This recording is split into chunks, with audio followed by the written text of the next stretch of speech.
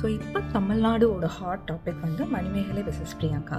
எல்லா social மீடியாலையும் fans வந்து பெரிய வார் க்ரியேட் பண்ணிட்டு இருக்காங்க.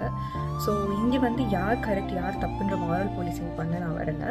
எனக்கு ரெண்டு பேரையுமே பிடிக்கும் பர்சனலாக. அண்ட் ரெண்டு பேருமே அவங்கவுங்க கெரியரில் வந்து ரொம்ப நிறைய ஸ்ட்ரகிள்ஸ் ஃபேஸ் பண்ணி இப்போ வேறு யாருங்கிற பிளேஸ்க்கு வந்து அவ்வளோ இதை ஓவர் கம் பண்ணி தான் வந்து இருக்காங்க.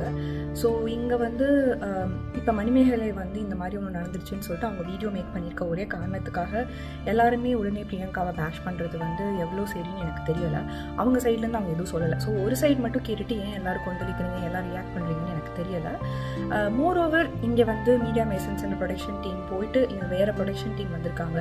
அண்ட் இந்த சீசன் குக் வித் கோமாளி வந்து ஒரு பெரிய ஃப்ளாப், பயங்கர போரிங்கான சீசன் தான். அண்ட் இந்த ப்ரொடக்ஷன் டீமோட நிறைய டிஃப்ரெண்ட் திங்ஸ் இன்வால்வ்மெண்ட் எல்லாம் இங்கே இருக்குது.